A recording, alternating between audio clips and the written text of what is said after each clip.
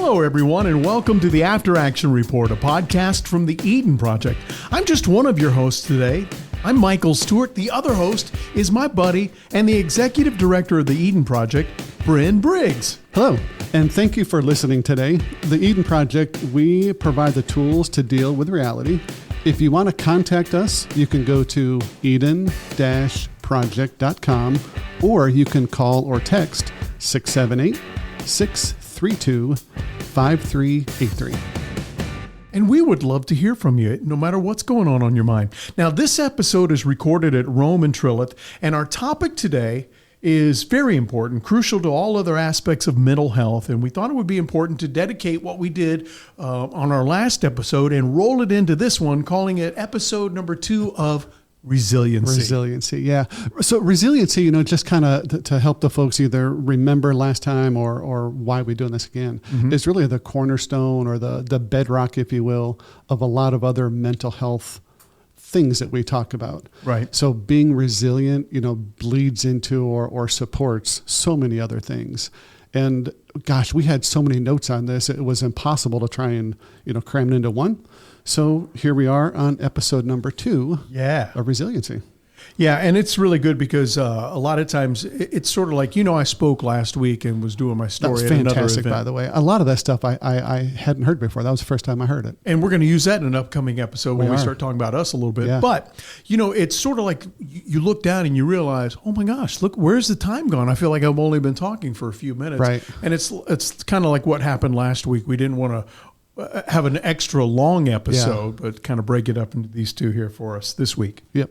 So, but we will kind of go over a quick recap of some of the highlights from last week, and then we'll dive into the details that we saved for this week. Yeah, let's do it. So before we do that, we've had some kind of interesting current events this week. Boy, in all my life. And I've been alive. 2 or 3 centuries? I've been a long time ago. Well, I've been around for one incident that happened with Reagan. Yeah. And I was actually born right after Kennedy was shot. Wow. You are old. Yeah, I'm old. And so the fact that we've had another assassination attempt on a president is just mind-blowing, that we've come to this point of our lives where... listen, obviously, politically, this country's divided. Wow. It has been for a while. Yep.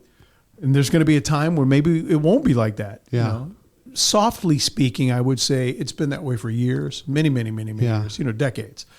There's always been, I'm this side, I'm a Democrat, I'm a Republican, I'm an independent, whatever. It's like I'm a Christian, I'm not a Christian, I'm a believer, I'm not a believer. But it's come to a point now where we as a society are starting to say, if you don't think the way that I do, you're evil. Right. Or, you need to be gotten rid of. And I think that's the big thing that we're looking at today. Yeah. I really hope that thank God he survived, by the way. Absolutely. And, for those listening, this is not a political show. It's not we're not pushing one agenda over another, but because it's such a big event, it's kind of hard to skip over it, especially with what Michael's just mentioned. And the fact, talking about resiliency, I hope that that's the event that does tone things down and bring it down to some sort of civility and normality, that you can have a belief that's different than mine, but respect the people. You can disagree with the opinion, but respect the people. And I think it comes down to this, and I heard someone say it somewhat like this, but I'm throwing my little twist on it too, that,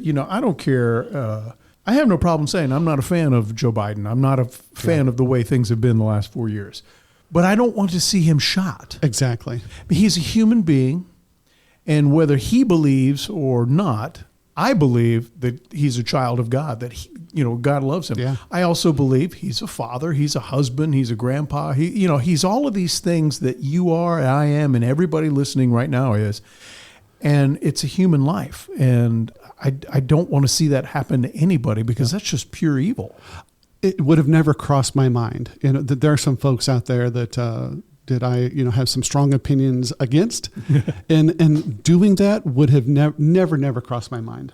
But the fact that former President Trump was shot and bounced back up, to me, that kind of, not that we did this on purpose, but I thought, that with the current events, if that's not resilient, I don't know what is. That is definitely a great definition of resiliency. Yeah.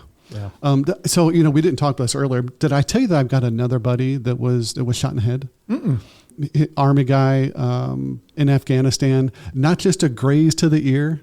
This guy was shot shot in the head. His helmet protected him, not completely. He's still got this massive scar. Right. You talk about a powerful story. Maybe we can get him on here sometime. But that would be wonderful. That's a powerful story of resiliency. Let's kind of talk about some notes from last week, and then we'll dive into what we're going to talk about today. Okay. Resiliency is basically, if we're going to just put it into a short sentence, it's really adopting well. It's knowing or being able to bend in a storm or bend in a bad situation. Right. Not having to be that I think we used the story of an oak last time. Not being that oak tree that doesn't bend at all, but being able to just go with the situation, but more importantly, get back up after troubling times. Right. And a lot of times that it requires some different thinking too, because you might be stuck in a thing like, woe is me. This is never going to get good. Yep, that's exactly right. People who focus on dwelling on why things are difficult in their life versus trying to look for solutions. That's huge right there. I mean, just that one thing alone can really change your perspective on life. Mm-hmm. I think Tony Robbins, I used to call him Anthony Robbins, and he kind of changed to Tony Robbins. But yeah. Whatever he's going by, he said, life doesn't happen to you, it happens for you. So, putting into my words or your words, these bad things are going to happen to all of us. And we can look at them as bad things and woe is me, or we can use that and say, what can I learn out of this? How can I get stronger out of this? Mm-hmm. So that's really what resiliency is, and being resilient, being strong and bouncing back. That's why this is such an important topic for us. Right. I agree. And the fact that I think this is one of the other big points from last week, then we'll move into this week. The fact that we have the power to choose and make our own choices and decisions. We control that. Was it Gandhi that said, I'm going to summarize his quote, but basically it was, our thoughts control our behaviors and that controls our actions. Right. So it starts with our thoughts, then our behaviors, and of course our actions. And having those in the right perspective, that's resiliency. Exactly. And those actions, if you do them enough, everything, what is it, 7 days to a habit, or I think that's what it is, it becomes a habit. Then your habits become your values and such. So it all comes down to what you believe. Yeah. It's your basic component, right? Yeah. Yeah. And being able to bend and change and know that bad times are going to happen, bad things are going to happen, but they also stop eventually. Mm-hmm. And bouncing back up after that is what's important. And what we're going to be talking about today. I was ready to jump into the new notes, but there's a couple things at the end of the last show that I really wanted to highlight because I don't think we gave it enough time. One of them, we're talking about control, and we talk about making choices and decisions. One of the easiest things we can do is food. We pick the right kind of food. We either have energy or we have that spike in sugar, and then we crash afterwards. Food affects our mood, and our mood really kind of affects the rest of the day and the people around us. Mm-hmm. So that's the first one. Exercise, that's another simple thing that we can do. A simple 30-minute walk has been proven to strengthen your body and your mind. Exactly. It's just a quick 30-minute walk. The one that I like a lot out of that list is obviously gratitude. We use a gratitude journal in the Eden Project. That's a foundation of a lot of our programs. But then again, that's a mindset thing, changing your thought pattern from negative mm-hmm. to being grateful for the little things in your life. And then the last thing is one that you and I are feel pretty strong about too, is faith. It's your faith is maybe different than my faith and than somebody else's, but it's not a matter of what comparing to someone else's faith. Just have faith in something. Exactly. So those are the critical things we ended the show with last time. So we're going to launch into some different things that we want to talk about this week. Yeah, and speaking of that gratitude journal, you actually have a version that people can check out online too at eden-project.com. Is that correct? Yeah, they can go to the website and contact us. They can go to Amazon. Oh yeah, that's right. They typed in, I guess, gratitude journal and my name. There's two different versions, and I appreciate you bringing that up. There's a 6 month version, and there's a 1 year version. The 1 year actually has some wellness practices at the end of every 4 weeks. So I would recommend getting the 1 year, but yeah, it's a fantastic tool. Exactly. So I think what we're talking about here and leading up to, and in my mind, I'm visualizing, and this just kind of came to me, maintenance, because we don't want to wait until something bad happens. Yep. In our life. Obviously bad things happen that you can't plan for, right. But making sure that we're equipped for it. It's much like if you don't go get your oil changed, or your windshield wipers changed, or your air filter and all that, then something bad happens and you thought, well, gosh, if I'd have maintained this, this would be a lot better than what it is right now. And it's a lot like our mind. Something happens and we're not prepared and we're not, up to par, then it's going to be a lot worse than if we were. I hadn't thought of it that way, but you're exactly right. I always use the analogy of going to the gym. Mm-hmm. If we're going to make our body strong, we can make our mind strong too. Lots of folks, look at how buff you are. Go to the gym every day, and you build that body. You can do the same thing for your mind. Exactly. And these tools that we're talking about, strengthen the mind, just like going to the gym or running strengthens the body. Well, and we talked about a lot of these things. So if you haven't listened to the previous episode, please go check that one out too. So today we're going to move into add some things to our list. Is that correct? Yeah. The one thing that I think is on the top of the list, it's really, really important to build and strengthen someone's resiliency, is really it's having a purpose. Now, purpose can be anything to different folks. Something as simple as getting up in the morning to water a plant, take care of a cat, just something, have a reason to get up and to live, like going to the gym. That's an activity to strengthen your mind. So why would somebody need a sense of purpose? And obviously I go back to the Steve Martin movie, The Jerk, you found my special purpose, not that kind of purpose. But what would be some good answers for someone to say, okay, why should I have this? So it builds on your sense of well-being. It's like the foundation for a lot of other things. It gives you that reason to get up, and that once you're up, then you're going to exercise and you're going to do some other things and serve other people.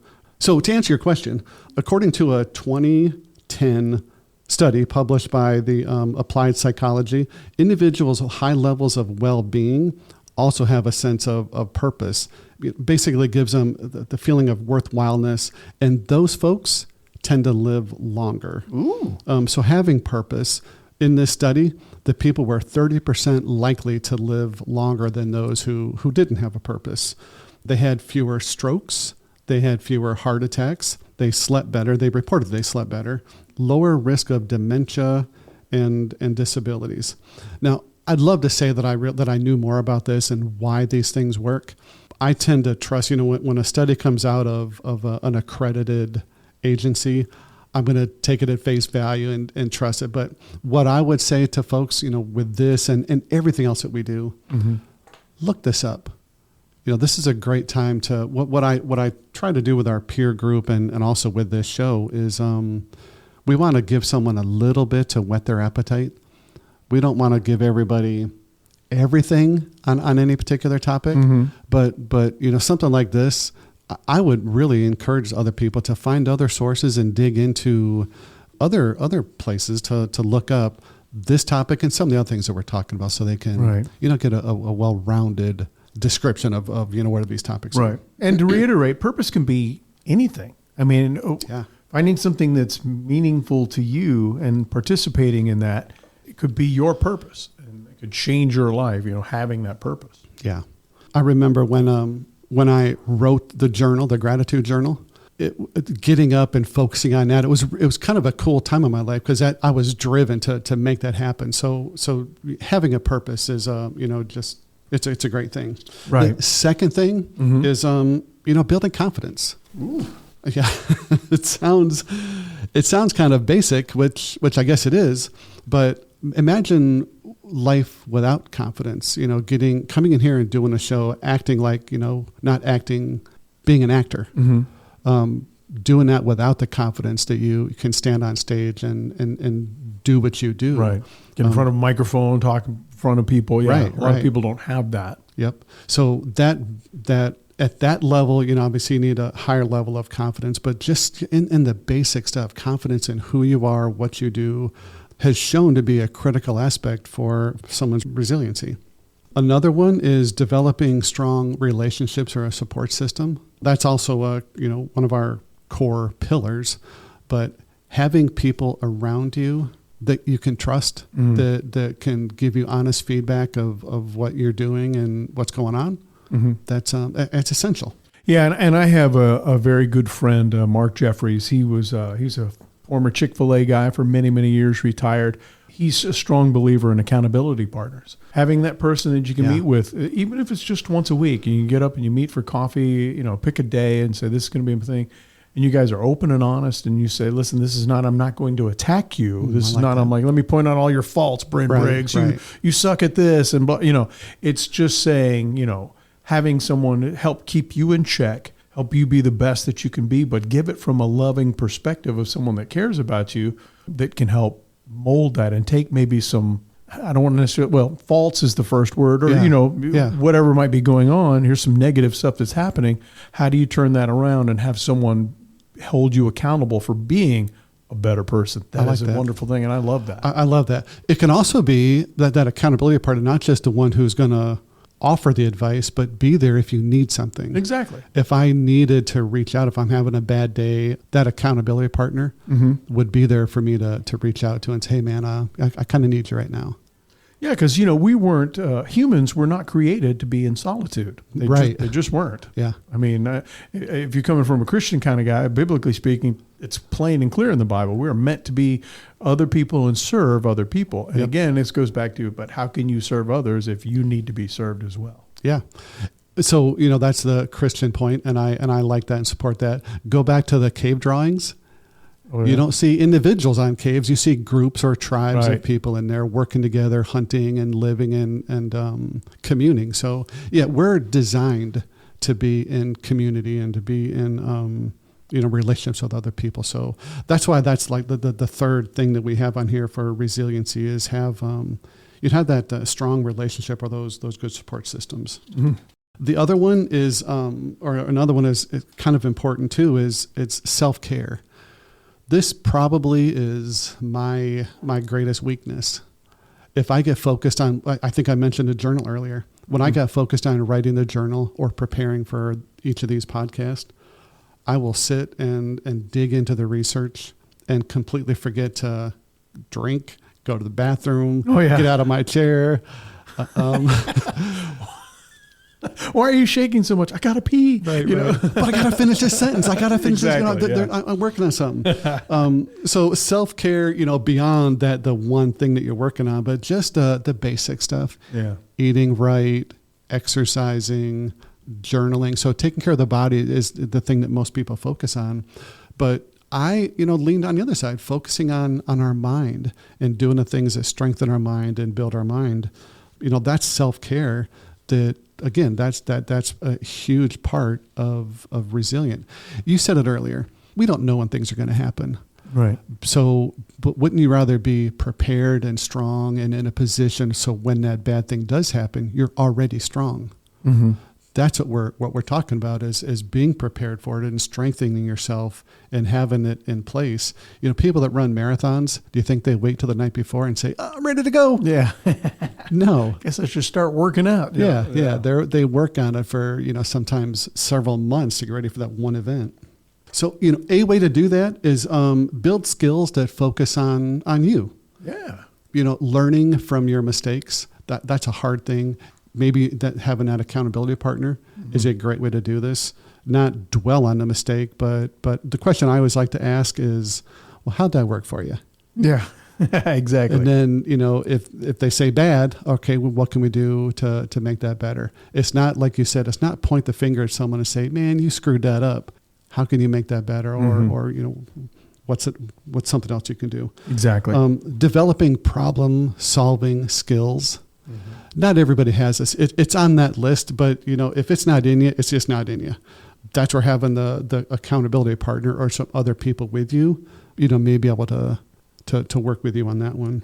Right. Stress management techniques, box breathing, grounding yourself, just some focusing on ways to decrease the stress is huge in building or preventing getting over stress and trauma. Right.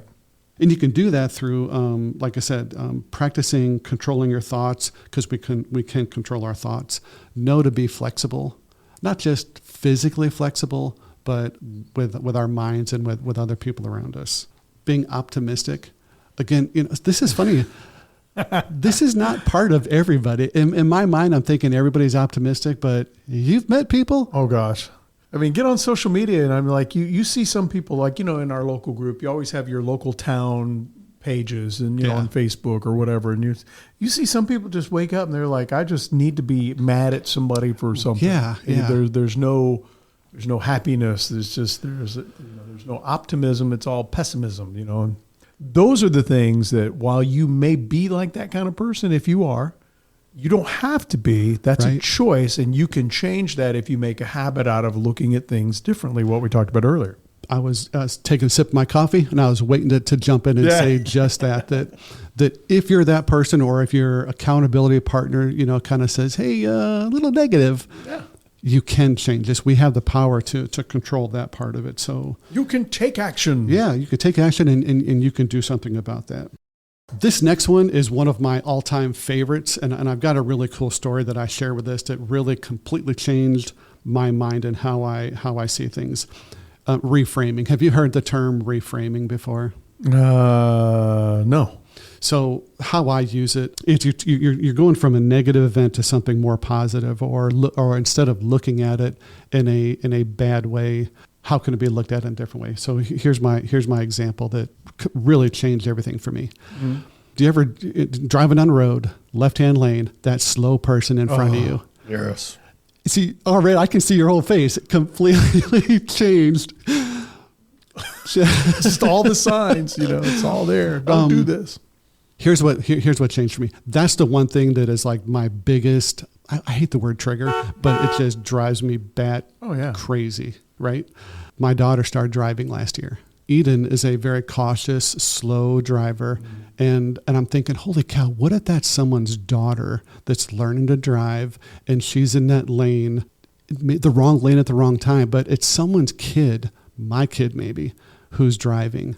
I instantly go from super mad to a lot more accepting and understanding when I reframe what that situation might be. So that's what works for me, but it may not be, the example for you, but think about any of those topics or situations. When something like that comes up, what's another way to look at that that's not so negative driven? Right.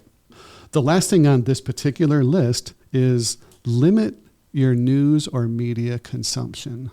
Well, can you turn on the news and go 5 minutes without having it negative? I think we're in a situation, and remember, I've been in the media many, many years, most of my life. So I know how it comes from the media. And back in the day, you got your news, and now there is no news. It's opinions. Yeah. It's just everybody's opinion on what happened. And so I seldom will watch the news. I watch clips and I try to say this happened, and this happened, and just leave it at that, because everybody wants to give their opinion and not just state the news. And so, it's a tough thing to watch. Yeah. So when you're feeding your mind, the whole expression, garbage in, garbage out. Exactly. When you're constantly feeding your mind with all that negativity, the garbage, and I'd be okay if they would explain what happened and then maybe give their opinion afterwards. But even that stopped now. They're not explaining the real situation. They're just launching directly into an opinion, which gosh, 9 times out of 10 is just heavy and negative. So, so cut that out. We have the choice. Cut that out. Limit the exposure to the negative stuff that goes into your head. It doesn't even have to be the news. If you have one of those friends that's around you all the time, they're toxic. Yeah, maybe start with saying something to them. But if they're not going to change, then you can by by limiting your exposure to that. Exactly. You don't need toxicity in your circle. Yep. Just cut that garbage down.